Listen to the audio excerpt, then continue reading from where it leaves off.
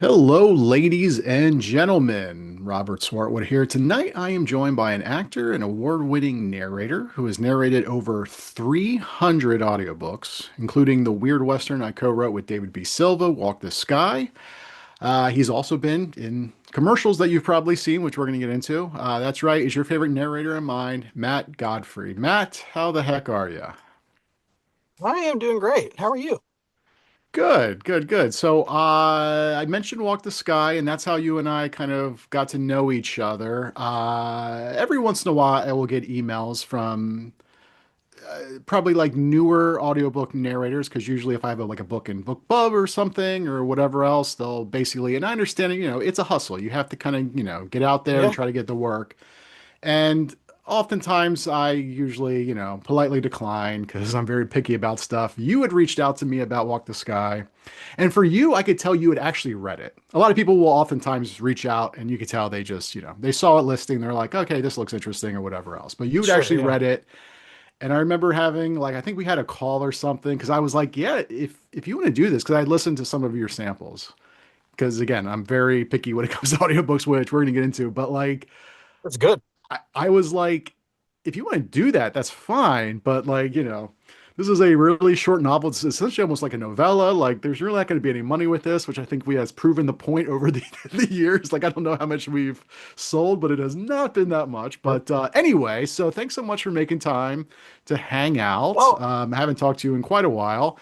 So as I had mentioned, I don't know if I mentioned before, but I do these live streams. I started really kind of also including narrators because I feel narrators are so important, especially to publishings with just with, thank you. just, I mean, you guys, well, I think I even told Eduardo Ballerini one time that, you guys are like kind of like the unsung heroes of the publishing industry, just because back in the day, if you want to listen to an audiobook, you'd have to get one of those like, 10 disc CD things from the library because otherwise it was going to cost you like $100. But now with Yeah, Audible and like, Apple and everything, like you can just easily download an audiobook, you listen to it, it's very easy. And I think that's part of the popularity. So you have been, well, let's get into obviously, I'm assuming maybe audiobook narrator was not the initial dream. I mean, what was the very first thing like, growing up as a boy? Like, what did you want to do?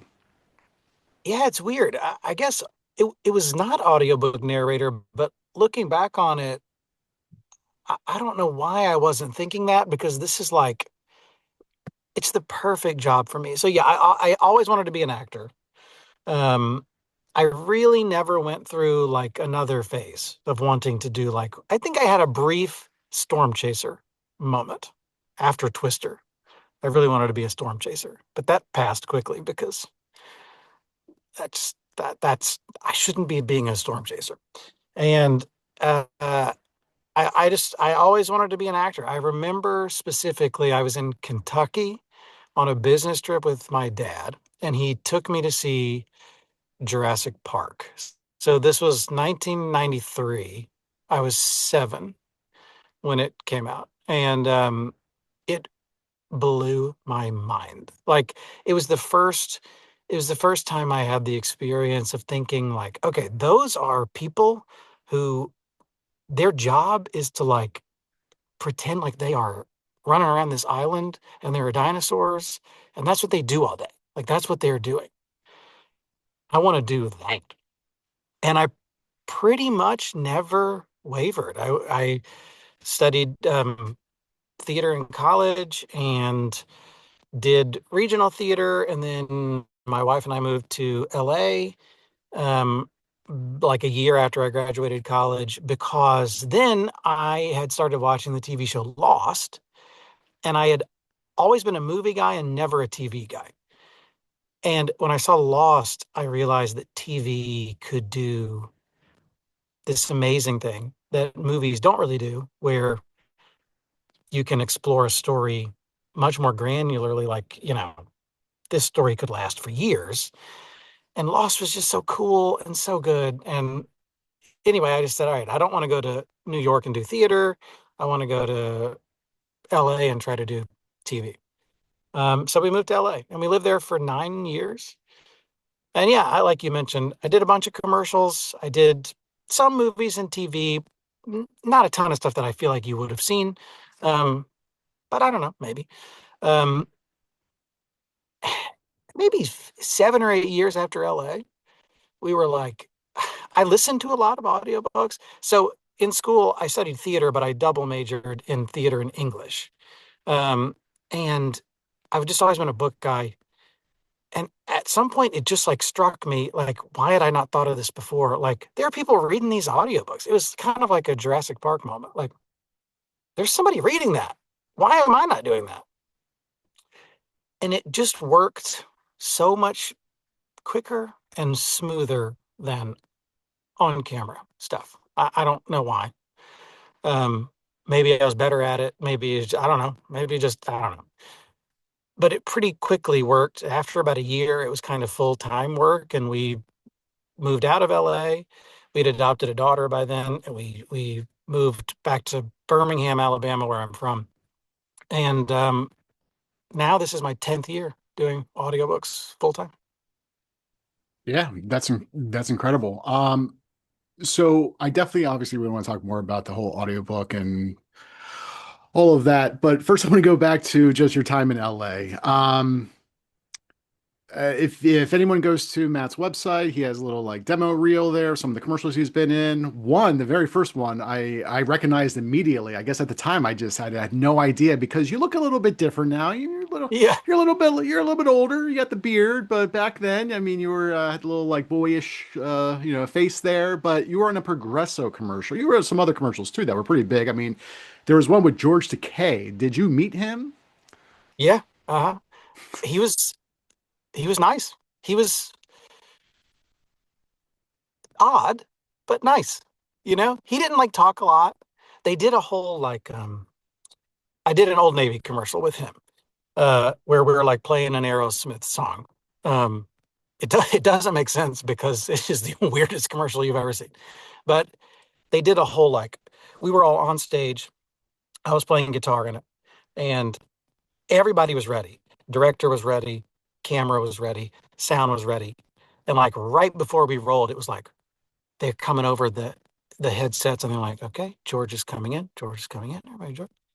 And it was like, here come. And they open the doors and like George Takei walks in and he's like, hello. And he's very friendly and nice, but that was kind of it. And then we just like shot the ad. And then when it was over, George is leaving. All right, Jordan. And then whoop, and then George left. And that was that. And so the Progresso commercial, I want to talk about that specifically because again, that was one I remember. I mean, there's a lot of commercials out there. Some don't really stick in your head, but this was one just because it was, I don't want to say well, quirky, I guess would be a nice way of saying it. Essentially a woman eating some soup and then she picks up a can that has like a string attached to it Yeah, it and was is the talking can. into the can and you are on the other side, I guess, in like Progresso, HQ or whatever. I mean, so Yeah, like right. when you book a commercial like that, I mean, obviously that's a national campaign. I'm assuming national campaign, Yeah, which is huge. I huge. mean, how like just how many auditions? I mean, like what type of Um, I mean, it's got to be pretty soul usually, crushing, I assume, because it's just like, I mean, it's not, I mean, the same thing too with just being like a regular actor with going with TV and stuff, but just with like commercials, I mean, that's it. Yeah, can you just talk a little bit about that process? yeah, each one was a little bit different. For that ad, there was there was one audition, and I think there was one callback. So it was relatively quick. I've done them before where there's multiple. I have a story I can tell you. Let me finish this one, then I'll tell you that one. Um, so I think this one was just two. It was an audition, and then I came back a couple days later and did it again with a smaller group, um, and got it. We filmed it, the entire thing. I filmed from it. Maybe took like 4 hours to film. It was very quick. Um, I'm sitting like stirring a pot of soup. I'm very tall. You can't tell here, but I'm tall. And the kitchen that they had constructed, the counter was just far too short for me. I mean, I like towered above this bowl of soup I was cooking. And so, like the whole ad, you can't tell, but under the thing, I am crouched. I'm just bending my knees, doing like a squat doing this thing to make it look like, so it, it went fine, but little things like that, people just don't, I don't know, they don't expect me to be that tall. So the other thing I was going to tell you, I think it also has to do with my height. I think I got cast in a Call of Duty commercial that was directed by Guy Ritchie and had Robert Downey Jr. in it. Um, Crazy. I got cast off of tape. I did not go to the audition because we were out of town. I sent in a tape, and without a callback, they cast me. And I was like, this is the greatest thing ever. I was so excited. I was going to get to work with Guy Ritchie. I did 3 days of costume fitting where I came to the set. It was a crazy set. It was like, if you remember the ad, it was like a helicopter had crashed on like an LA freeway, and Robert Downey Jr. was flying the helicopter. And it was the Black Ops game, I think. I'm not a gamer, so I don't remember the plot. I think it was one of the zombie ones. It was the Call of Duty with zombies. And anyway, this set was on a huge soundstage on the Universal lot. They had built this like cracked and broken freeway. It was crazy. And I was there for 3 days, and they had to pay you all those days. Like I was getting paid a day rate just to be there and try on clothes. And after 3 days, they kept trying on. They had an armory in the valley full of fake weapons, and they paraded us in front of Guy Ritchie wearing different like you know, ammo belts, and it was crazy. And then like 4 days later, they called me and fired me. Never said why. I never shot anything, never filmed anything. I just tried on clothes for 4 days and then got fired. I don't know. So did you like meet or were you like near Guy Ritchie at all? Yes, the reason I thought of it is because they did a similar thing. They got over the headset, and they're like, "Guy Ritchie's coming in. Everybody get ready." And then we all had to like stand there like the king was walking in or something. And I guess he kind of is, but he walked in and we paraded in front of him in our ammo belts and camos and then walked away. And then I got fired.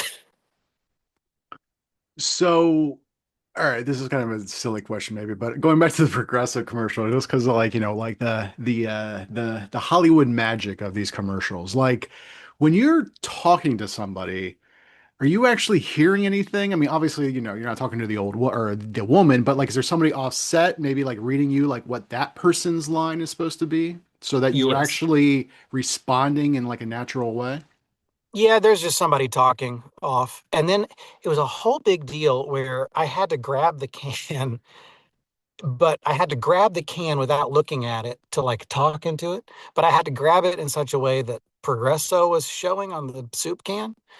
And I just remember that being like hard in a way that made me feel really stupid. Like I've been hired and am getting paid well to stand here, act like I'm cooking soup and talking to a can. The least I can do is like grab it the way they want me to grab it. But it was so hard to grab that thing without looking and like nail it to where the progresso was pointed out. Eventually we got it, I guess. But yeah, it's just funny little things like that. But yeah, I think it was just the director that is standing off camera going, saying the line to you. Yeah. And then, okay, my last question about the commercials, because you also had that Chevy commercial. Some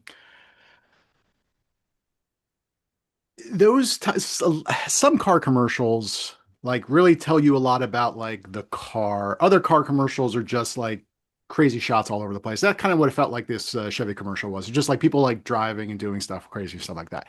Yes. Like what is that process like? You're just like they're just like have at it, like just like act fun, and we're just gonna, you know what I mean? And like, was there specific like what type of directing goes into one of those kind of what seems like a very free for all Uh-huh. car commercial?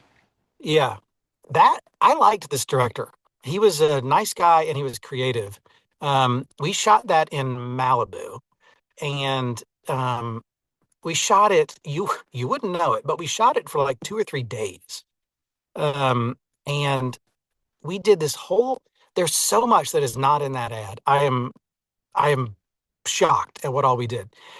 I had a very distinctive pair of glasses at the time, and the director was like obsessed with this pair of glasses. And we were on the beach at El Matador Beach in Malibu, And he was like, "Can you just put your glasses on the sand and just let the water wash over them?" And we got all these shots of my glass. This is like a Chevy Sonic commercial. And it's like the waves are, and we're at a bonfire on the beach. None of this is in the ad. I am not even in the ad, except for one half a second of me driving the car. And I got paid extra to drive, by the way. To be the driver, you had to get paid extra. So I'll take that. But yeah, it was this huge process. It felt just like fully. So if you remember, the song that's playing in that ad is Some Nights by Fun. It was like a big thing in the early 90s. And this was like the ad that broke that song. And I think the whole idea was just to like be young people having fun, which is funny because I'm just not really all that fun. So I don't know that I was a great fit in that. But, yeah, it was just like slide down this hill on these cardboard boxes. And I don't know. We were just like hanging out, kind of. And I guess when you're driving, though, I mean, is that considered quote unquote like stunt work? Because you had Yes. people in there. I mean, like, what type of liability or like what type of extra training or whatever has to go into that type of thing? Because it's not one of those things where you're, I don't know, Yeah. like being pulled so that the camera's there. Uh-huh. I don't remember specifically because that was the very first ad I ever did. So this would have been like, I mean, nearly 20 years ago, somewhere between 15 and 20 years ago. But I know they had to check my driver's license. And then there was quite a lot of, I was responsible for all of the like the hero shots of the Chevy logo on the car, like as it drives, like up to the camera. And they had a big camera rig on the back of SUV that was either following us or in front of us. But I had to like drive up to the camera on the car in front of me and like not smash it. Um, and that stuff was fun. But I'm sure there was something extra involved, but I don't really remember. I think they just kind of trusted me. Yeah. So, all right. Well, so you decided to transition into audiobooks. What were you like were you listening again, remind me, like were you listening to audiobooks at that time? Were you a fan of audiobooks? What was the specific thing that made you think like, huh, this is something I think I could do?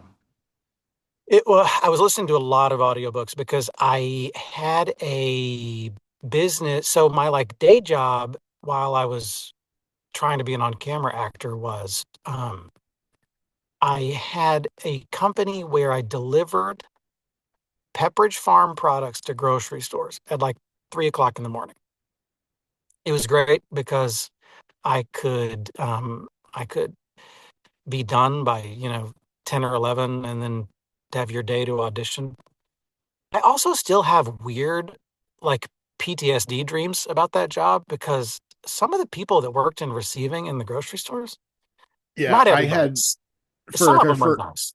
yeah, for a couple of years I had worked in a grocery store. So you essentially were a vendor, and I I was a knew bit, somebody who I think was a very similar situation where it wasn't like, you might see like a Nabisco or like a Pepsi, Coke vendor where they're working for a company, they have certain routes. Was this one of those things where you actually had to buy the route from somebody else where it was yes, like, and it's very expensive, but that's obviously, exactly. the money you make throughout the year or whatever else, ideally, it becomes worth it, but it's not like you're a quote unquote employee at Pepperidge Farm, even though you are, but you had to actually like put up a lot of money up front to buy this route to, do for, I guess, I mean, was it a 7 day or a week type thing or? Uh-huh. Yes, that's exactly it. Yeah. And my dad and I did that together and started this business where, yeah, you're not a Pepperidge Farm employee. You're your own employee, but like you're distributing their products, so you have to like do what they say. Um, Logistically, it was great, but some of those grocery people were mean, man. They were so mean. It was just, it's like they were calling, you delivered there at like 8 a.m. There was a sale or something. So like people bought a lot of stuff. They call you at like 1 o'clock and they're like, my shelves are empty. And they're yelling at you, like, bring more stuff. And I'm like, man, why are you? Yeah, you're, people bought the stuff. Like, I'm coming back tomorrow. I don't know. Just, Yeah. No, I get it. um, I used to work in the regular grocery section. We would at least, if there was stock in the back and stuff was out on the floor, like we would have people, make sure it gets stocked. I think we would get angry at vendors who never left, like they would just kind of like bring the bare minimum. They would not have enough in the stock because it becomes a thing. And we're going off a whole other tangent, but like, especially when you're dealing with like Pepperidge Farm, like bread and stuff, you don't want that stuff to, like get too close to the expiration date because then people are going to mhm. buy it and it's all this. So like, yeah, it was a So whole thing, but the Pepperidge yeah. Farm bread routes were a separate thing. And I was not doing bread. I was doing like goldfish, cookies, all that kind of thing. Oh, okay. Yeah, Yeah. their Okay. bread So was its own deal. interesting. Wow. All right. We could talk about that all night. So, okay. So, okay. You People were love listening to grocery audiobooks. content. What type of audiobooks were you listening to? I mean, were you a certain fan of like a certain type of genre?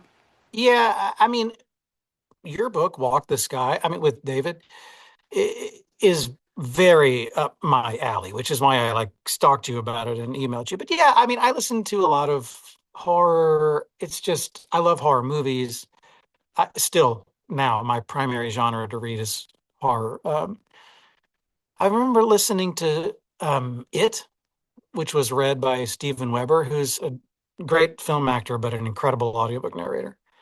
And his performance in the audiobook of It is, I mean, it is crazy good. He's doing all of these, he gives every character a voice like you would think, but then like, one of the characters, one of the boys in the Losers Club in It is like kind of like a radio announcer kind of dude, and he's doing all these impressions, and the narrator's like nailing these. I just remember thinking like this would have been so hard, and it just made me think, oh yeah, like that guy is somewhere recording this book. I need to like look into that.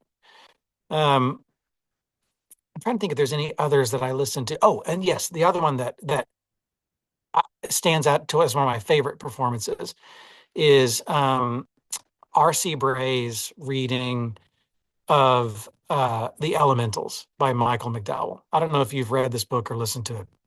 It's a great book. His performance is insane. It's so scary. It's so good. Um, I would check that one out. And then I got hooked up with R.C. Bray. And he kind of like, when I was first starting, he kind of shepherded me along and taught me a lot of stuff. And I think I owe a lot of my personal style to him. Yeah. Yeah. I say it all the time there. A narrator can make or break an audiobook.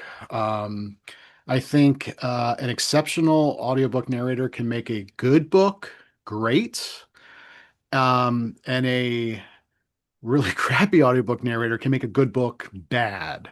Yes, Because there are times too where and it also comes down to personal taste, but there are some narrators I just avoid for whatever reason, something about their voice. I'm not really sure. I just can't enjoy their books.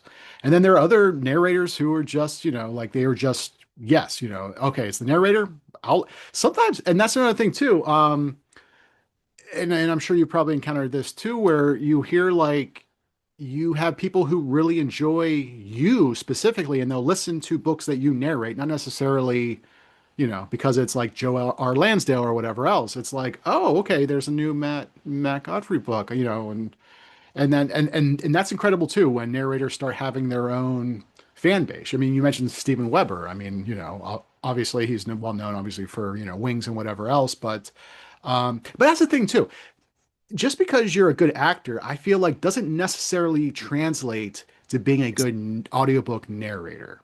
It's different. Yeah. Yeah. So, I mean, it's a whole other thing too, where sometimes people talk about like, in the end, it's not like you're just reading the book. In many ways, you're performing the book, but also you don't want to make it like seem like you're overperforming the book. I mean, it's a whole thing. Yeah. So, okay. So you decide that this is something you want to try. Like how does one just get, I mean, nowadays obviously with like audible ace ACX and a lot of other things too, anybody can really just become an audiobook narrator. This was what, like a decade, you said, like a decade ago. Like how did you decide, I mean, how did you break in? That uh, so I think a lot of my breaking in is is thanks to Valancourt Books. They're a small publisher out of Virginia, and they're run by these two great guys named Jay and Ryan. And um, on ACX, I auditioned for one of their books. It was the first book I did, um, and it was called Sweetheart, Sweetheart by Bernard Taylor. It's a really good book. And I think the experience of recording it was really good. I think I would do it differently now. Um, but everything went well. Um, it got reviewed in places somehow, I think because Valancourt has their own kind of clout, and I think gave me some sort of cred. And I did some other books as well on ACX, but kept working with Valancourt. Just kept doing Valancourt books. They were all royalty based. I wasn't getting paid up front, but they have great taste, and all of their books are just really good. And on top of them being really good, they were the type of books that I wanted to do. So they were a lot of vintage horror novels or mystery novels, and some of them were like this Sweetheart book was from the 70s, but I mean, they're publishing books from like the late 1800s. Um, it- so they were smart books, they were scary books. I also think it helps that they had a really great cover designer, um, and named MS Corley, and they looked legit on Audible. You know what I mean? Like you see these books on Audible and all you got is a little square thumbnail. And like if they have a terrible cover, like nobody's ever going to click on it and buy it. Valancourt's covers were good. So it was kind of like, thankfully, I got plugged in with a smart publisher who was nice and fun to work with. And their previous narrators had all, it was Scott Brick, it was R.C. Bray. Um, there's somebody else in there I'm forgetting too. But anyway, they just had clout somehow. Um, and I think I was able to kind of parlay that into working with other publishers, the big five. And then, there's not like that many publishers. And once you've been doing it for 5 years, you've sort of met everybody. And now I've been doing it for 10 years and I've worked with, I think, pretty much everybody. And um, I think ultimately, I like, unless I have a disaster at home, I turn in everything on time and am like a nice person to work with. And I think that is most of it. Yeah. Yeah. So that very first book, when you decided that this is what you wanted to try, like clearly you have your own studio now that you've built, which I Yeah. remember I think Eduardo Ballerino had told me kind of, especially around COVID, that's when a lot of audiobook narrators realized, okay, we're not going to the studios, we need to create our own studios in the home. Like like did you have a studio like this? I mean, like what was the initial setup and how long? I mean, had you also gone into studios for some books or like what was that initial setup when you started breaking in? I mean, did you just have like a, some like microphone and that was it or like Yeah. how much The, prep was going into this for the production value? the setup was not good. I got these two rolling clothes racks and I bought moving blankets and I draped the moving blankets over the two clothing racks, and they were on either side of me. And then I got a big piece of what was it? I guess it was like wood or something, and put foam, acoustic foam, and I put that on top as like a little roof. And then I had a USB mic, which I don't recommend, um, and recorded at. I mean, my job started some mornings I was up at like 2, but in general between 3 and 4. And then I would work until like whatever, 11 or 12. And then we had a baby. So like my wife would be at her job, I would have a baby. The baby would go to bed at night, and then I would record audiobooks until like 11 or 12. I mean, I got no sleep for like a year. It was brutal. Um, recording in this tiny little like clothes tent it didn't sound very good. I've gone back for very brief moments and listened to some of those first books, and they do not sound good. But I don't know. It must have crossed the lowest bar to get in there or something. But now I have a nice booth, thankfully, and it does sound nice. Yeah.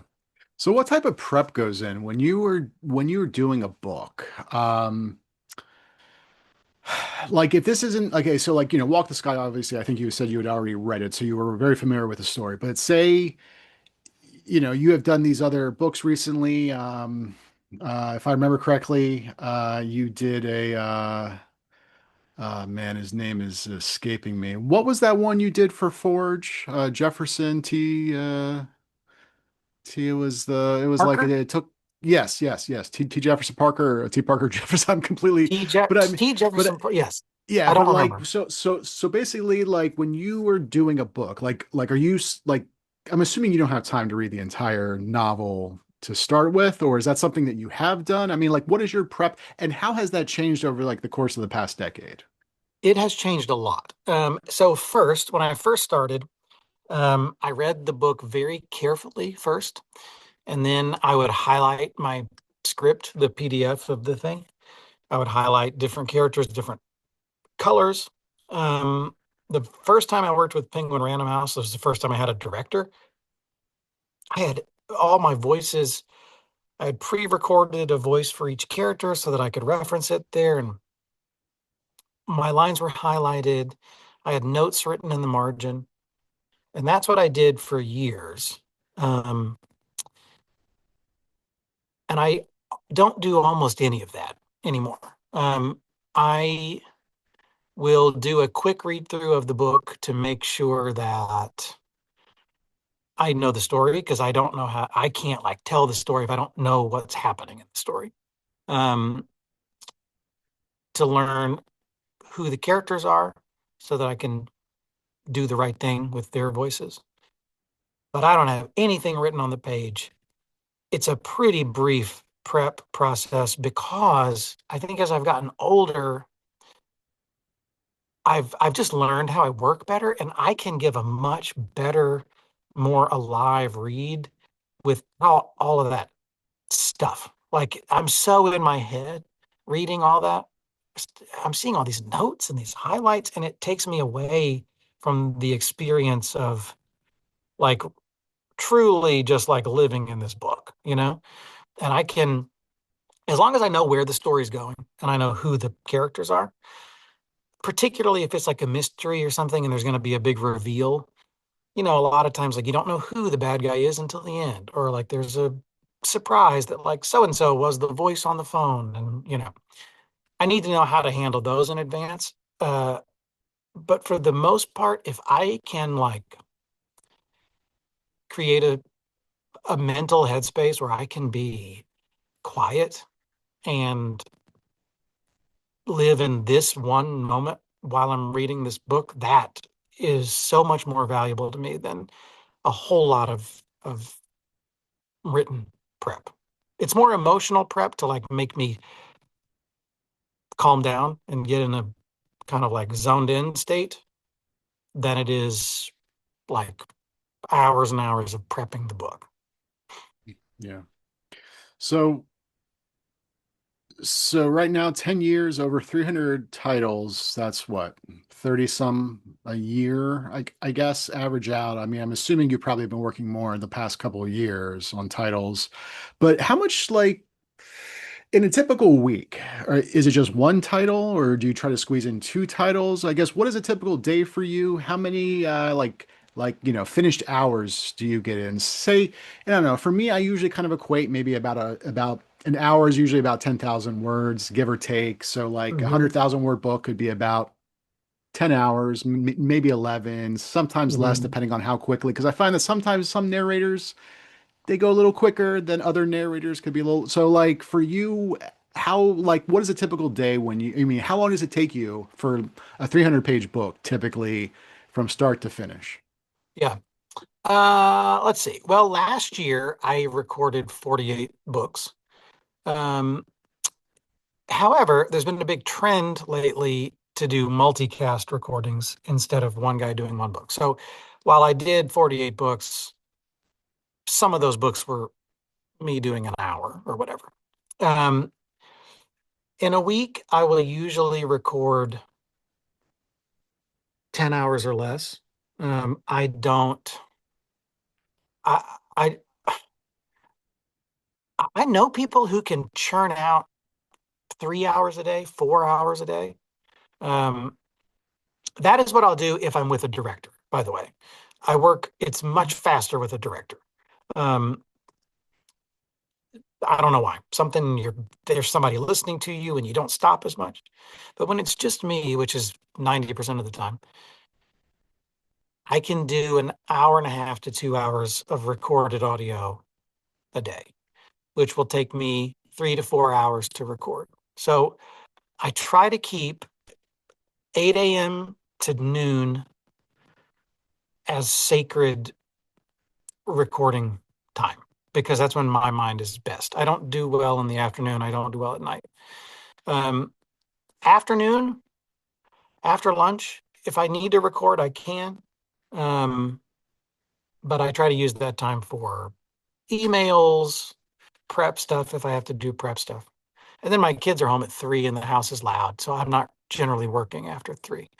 But those 8 to 12 is so, I mean, I don't mean to make it sound like I'm like going to war or something, but those 4 hours are so intense. Like it just just focus wise intense. It's just not sustainable. That's all I can do.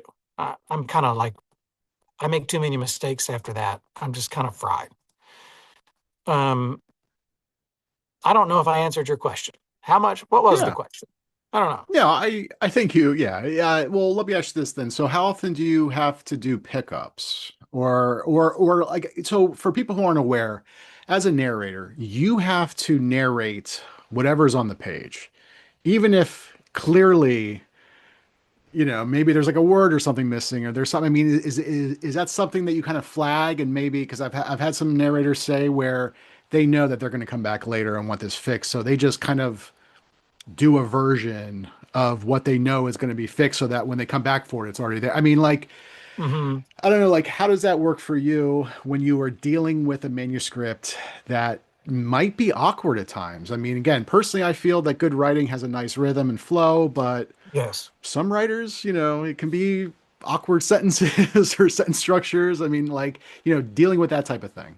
Yes. I mean, if like there's different types of good writing, right? Like there's some writing that's really good, but it's really dense, or the syntax is really complicated. Or even if it's not complicated, it just might not be like the way that my brain thinks. So it'll be much harder for me to lock into it. Whereas there's other writing that's good writing that just like, for whatever reason, it just like in my mind, that's like exactly how I think, and I'm just going, and there's not that many mistakes. Then there's bad writing. And bad writing slash this person did not have an editor on this book, which I see more often than I thought I would see, um, where it's just riddled with typos or like the punctuation is crazy. Like this is not like I'm not sure what they were thinking. Those I will generally correct the typo in my read because I know they're going to correct. It's going to have to be corrected. So I don't flag it or anything. I just say it the way I think they meant. Like if it's clearly like, okay, they didn't mean this word, they meant this word. But then how many pickups do I have? It depends on the project. You'll get your pickups 2 or 3 weeks after you recorded, and they're in like the little Excel file usually, and all I'll do is I'll just record the sentence that I messed up on, all those sentences in one audio file, and then the editor plugs them all in. I mean, we're lucky to work with really great editors, and I don't know, I let them deal with. I just read. I read it unless it's just so painfully wrong I have to fix it, and I'll let the editors figure it out later. Yeah, but with pickups, do you then go back? Because at that point, you are probably working on another project, so you're probably in a completely different headspace. Do you have to Yeah. go back and maybe listen to a bit of that chapter or whatever else to try to make sure? Because sometimes I've heard like, and I don't know if it's maybe because I have a good ear for it, but sometimes I feel like some pickups you can kind of tell, and they're nice and subtle. They slip it in the best they can, and other ones it is very it is very clear and almost jarring. Oh, 100%. I listened to one audiobook that just the pickups took me. It's like they were recorded in like a different room with a different mic. It was like totally anyway. I so the publisher will send you a correction packet with your pickups listed on that Excel sheet with a marked up script where you messed up with what you did wrong, and then with a little MP3s of each mistake. So you can hear like the sentence that you messed up on. And sometimes they'll give you more context. They'll give you like a few sentences around where you messed up. Um, I am surprised at how quickly I can drop back into that headspace. It's almost like as soon as you hear the sentence, you're like, oh yeah, I remember what this was. I will say though, I did corrections for a book today. I don't want to say which one because I don't want to like point out this because it was not great on my part. When I recorded this book, I, the pickups came pretty late, so I don't really remember. It was been like a month ago, but I must have been sick because I just sounded awful. And my voice was so low. I know my voice today did not match those pickups, but I don't know. There's nothing else I could do about it. I kind of like lowered my voice. I don't know. I hope it worked. So you mentioned the multicast narration, which is a thing now. When you are doing one of those projects, do you just really focus on your part, or do you want to at least be kind of aware of what else is happening in the story? If it's especially one of those, what is it like especially like in the psychological suspense space, oftentimes, it's like two narrators. It might be like from a male point of view, female point of view, back and forth, back and forth.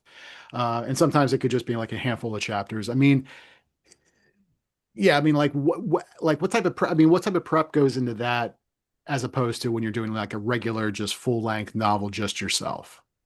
Yeah, it's hard. And I think it's kind of unfortunate because really the book deserves more thought than sometimes we can give it. Like if it's a cast of 10 people or something, it's like I would love to sit down and read this whole book to understand fully where I fit in. But like, I'm not with a multicast, you have the added sort of job of coordinating with your other actors of like, okay, what are you doing for this voice? How is this one going to sound? Can I do this? Like, what are we doing? And like, we're not getting paid for any of that. The prep work, you don't get paid for that. You get paid per finished hour. And maybe my part on this book will be 30 minutes, or 1 hour or something. So like you're trying to like also run your own business and not go broke by reading a book for 3 days and then recording for 30 minutes. So it's hard. The best version of that situation is if it's just two people, then it makes sense. I'm sitting down and we're prepping the entire book. But if it's a cast of 10 or 15 or like 20 that I've been on, thankfully, we've had really good producers who understand that dilemma and they'll just come and be like, here's the story. Here's where you fit in. This is what's going on. And they'll give me they'll tell me what I need to know without, yeah. I appreciate that level of work. But it's tough, man. It's also tough because you're not all in the same spot. You're recording at different times in different cities, and it can just feel a little disjointed. Um, Have but you ever it's done one of those like Zoom, like where you're on with a bunch of people on Zoom doing it that way? I have for podcasts. but not for an audiobook. I Hmm. would love to go to, out to the universe. I would love to go into a studio on one of those Audible originals at Audible Studios where all the actors are in the same room and they're like doing their thing. I would love to do that. Nobody's cast me in that yet, but that sounds really fun. All right. I'll keep you in mind for any future Audible originals I do. Although I don't think mine have the budget for that because those are very expensive. They, I'm sure they I'm sure they are. But it just sounds so fun to be with other actors. Yeah. So, obviously you've written. Okay, so let me ask you this at this point. Since writing essentially, or not writing, sorry, since reading is essentially now a job, do you still find pleasure in just like reading other stuff, or is it kind of difficult to just pick up a book and read it without also having it in mind, like if I was going to narrate this, you know what I mean? Like how is like are you able to kind of turn your brain off when it comes to that type of stuff? I am, thankfully. Reading was such a big part of my life. Before this, it would have really bummed me out if I was not reading I read every night before I go to bed. Um, now I don't just like just honestly, I just don't say no to a lot of projects. I mean, I just I want to work and like I want to provide for a family. So like if you got it, I'll record it with some exceptions, but generally I'm saying yes. So a lot of times I'm reading stuff that is not my personal thing. So it's great for me to sit down at night with something that like I really want to read for me. And yeah, for whatever reason, I don't know. I don't I'm able to just read it and not really think about it from a like what would I do? I don't know. I just don't think about it. Yeah. What about pet peeves? Like when you are reading a book and it has, I don't know, is there certain things that if there are writers out there to be aware of? Because in the green room we were talking, obviously, I'm a huge audiobook fan. I try to listen to audiobooks as much as I can. Obviously, podcasts oftentimes get in the way these days, but I still try to listen to audiobooks as much as I can. And so I'm also very aware of, I guess as a writer, you want to make sure it's effective both on the page and as an audio because sometimes it feels like certain things might work well in audio, but on the page it might be a mess and vice versa.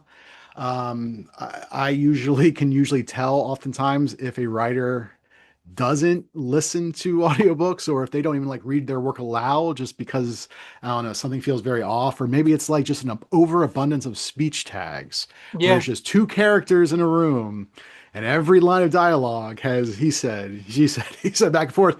I mean, so like I mean, there are certain things that just, when you get to it, because again, you have to read what is on the page, but you might just kind of be like, oh God. Oh boy. The first thing that comes to mind is it's very okay. I think writers who can write in different character voices is really impressive. And it makes my job so much easier when characters are distinct. But pretty often, every character in the book sounds the same. I don't mean sounds the same when I'm saying it. I mean, sounds the same on the page. Like they all speak the same way. They all have like a similar syntax, a similar rhythm. They all sound like, you know, what I would think probably the writer sounds like. This is my guess. So when that happens and just no one is distinct at all, it's hard for me to know what to do because it makes me feel like, all right, I'm going to have to like, I got to make all these people different.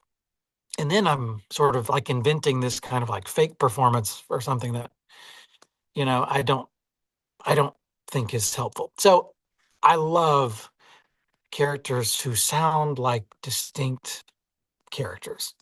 Um, the speech tag thing does bug me, but I will say if they're saying he said, she said, I would prefer that over the like endlessly inventive speech tags of like he bellowed or He she, ejaculated. he ejaculated. Why are they always ejaculating?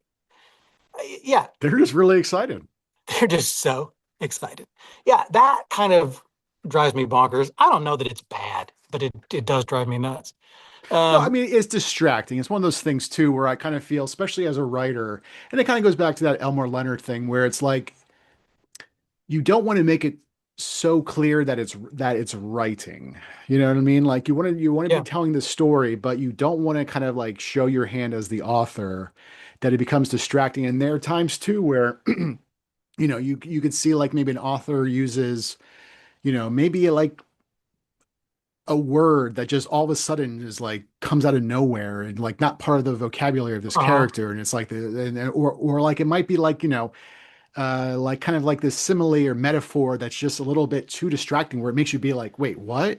And so it's that idea to just try to be, keep the person in the story to the point where they don't even really realize, it's the writer is kind of, I guess, controlling things in a way. And so the same thing probably with a narrator.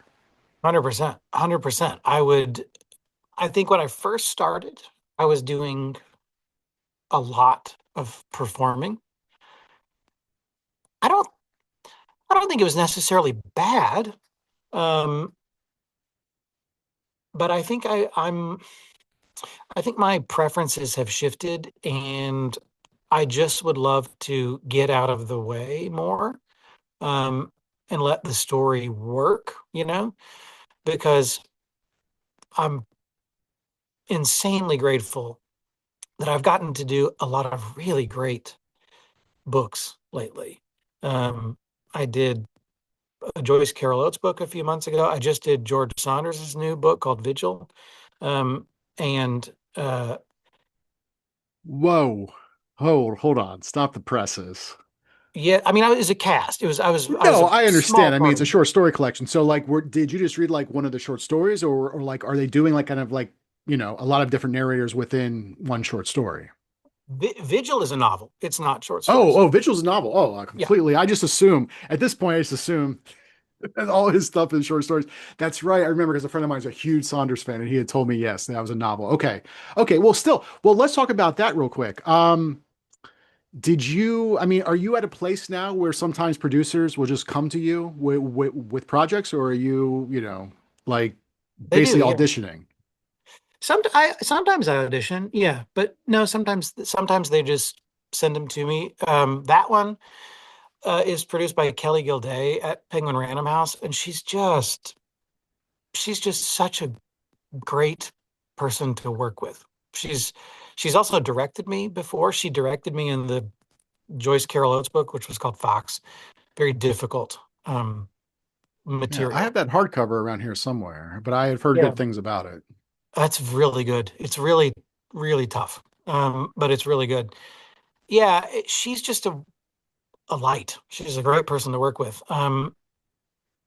Eh, my part in Vigil is very small. It's pretty. It's good.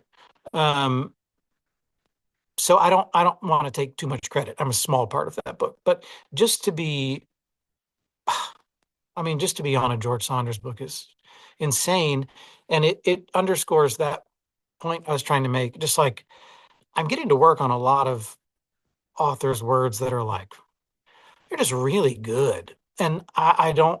You just don't have to do that much, you know.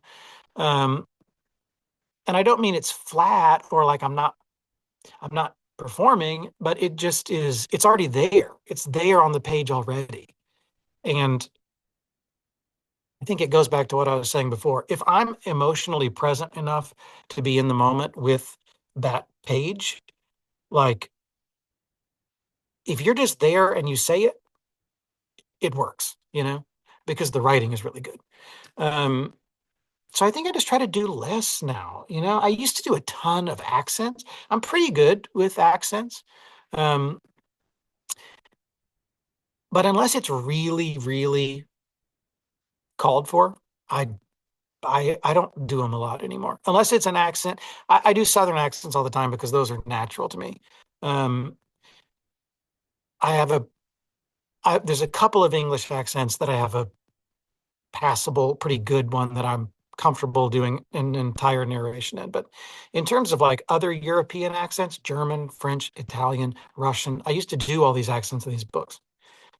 And I just, even if it was okay, I know they're not, an accent has to like live in your mouth for it to really be real.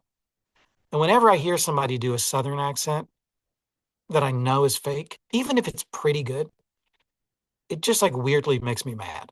And I've just kind of been like, I'm doing that to somebody else. Like there's some Italian guy being like, why is he doing that? And I think listeners will, they know that it's just like a guy reading them a book. Like they don't think an Italian man suddenly walked in and started talking to him. So like there's an element of, I don't know if forgiveness is the right word, but there's an element of like, yeah, man, we know that guy's Italian. You don't have to do that unless your Italian accent is like amazing. So I think I've just kind of pulled back a little bit and let the words do more of the work Yeah. than me. Speaking of Southern, do you ever listen to any of James Lee Burke's books? Because Will Patton is an Mhm. amazing narrator with his Mhm. books. Yes, I have not listened to any of those books, but I started doing, I don't know if this is helpful or not. Tell me if you think this is a stupid idea. I started noting in a spreadsheet every time I would get an audition, I would note, okay, who's the publisher? What's the book? What's the genre? And then I would go back. If I didn't get it, I would go back later and I would see who got it and I would put that in the spreadsheet just to see. I don't know. Just maybe this is not smart. Like who's getting that book? I didn't get it. Who got it? A lot of them are Will Patton. And Mm. I feel that I can't really compete. I can't be So mad at at him. this point, he's become your nemesis. What am I going to do? He's so good. He's so good. I've never met him. By all accounts, he's a nice guy. Um, but yeah, I think it's the Southern thing. Yeah. We must be up for Southern books, and the guy's good. What am I going to do? Yeah. Well, I mean, again, that goes back to certain actors. I mean, Stephen Weber, Will Patton, some of these guys can just, you know, they're just make also excellent audiobook narrators. But like, you know, I love Tom Cruise. I don't think he would be a good audiobook narrator. Yes, it's true. It's a different thing. It is. I think there's like theater, which is, huge, can be huge. And then there's like film, which is intimate and small. And then there's audiobooks, which is like 10 times more intimate than film because like, or it's the equivalent of like, you know, an extreme close up or something. Because I mean, the mic is right there. Yeah. It's so intimate and small. And I did a project with a director the other day named Paul Allen Rubin, and he was just great. It was the first time I'd worked with him. Um, but you'll hear his name a lot. He's well respected because he's really good. And the very first thing he said was like, "You don't need to project half as much. Like, just." And I thought I was talking quietly. And I think he's really kind of started me on a whole new journey of like, wow, like how quiet can I be? Like this is kind of amazing. Like you can pull back way, way far. And it works great in an audiobook. Yeah. All right. We're kind of a little over, but if you can just indulge me, can you tell us real quick about Godfrey Performance Studio, which I guess is you said you're the founder of? Yes, the founder and only employee. It's my audiobook coaching. I also do it was my goal this year to do in person. Okay, so here's the deal. My daughter auditioned for her first musical. It was Matilda, and she got in. And watching these kids, it was Matilda Junior, so it was all kids.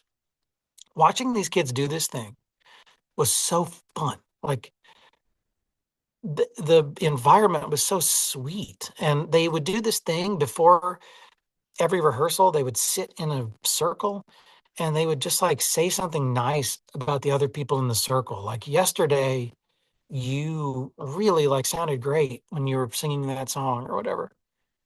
And I don't know. I've seen my daughter come alive in a special way through that. And it made me think like, man, I think it'd be kind of fun to like work with these kids. So Godfrey Performance Studio started as audiobook coaching, typically over Zoom.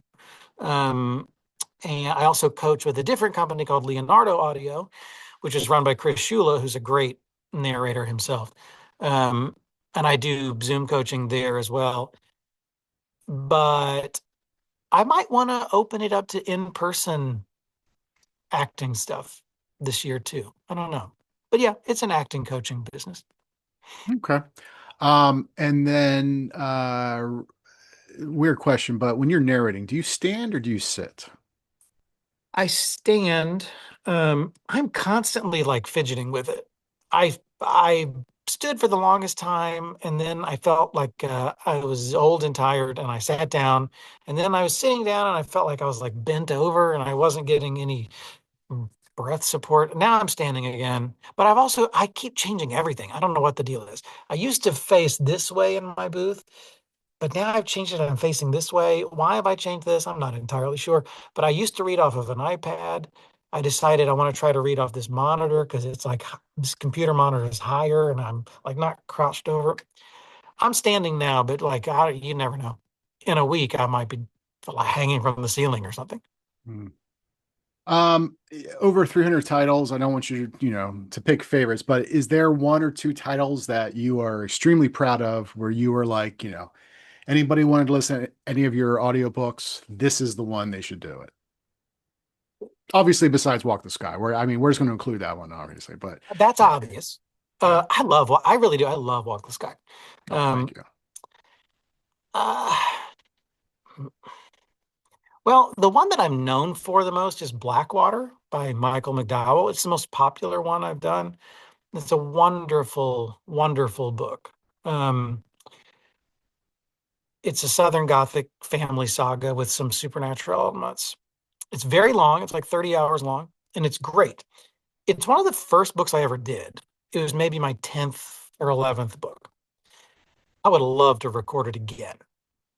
Um, that's not a bad place to start. More recently, it's really hard. I feel like picking one. I feel like I'm looking over so many other great books. One that's just a solo narration, though.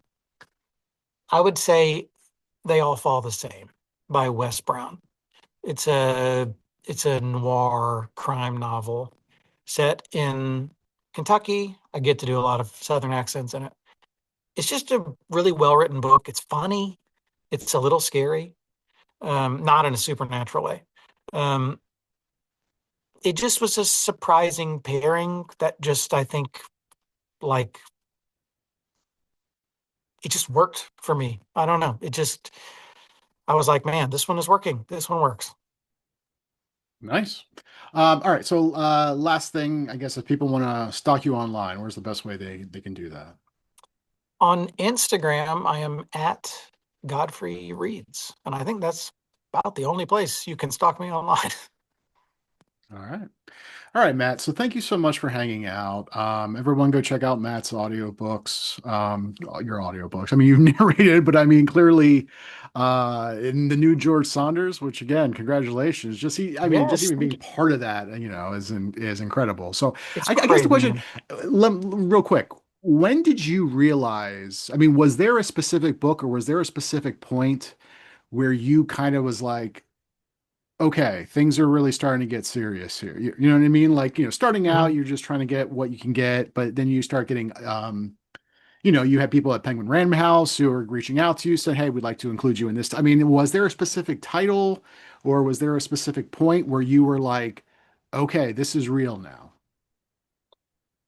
It had to do with Blackwater. When I narrated Blackwater, I loved that. I had read it years before, and it's one of my favorite novels. When I started working with Valancourt, who published the reissue of that book, I said, "Hey, I really want to do Blackwater when the time comes, please."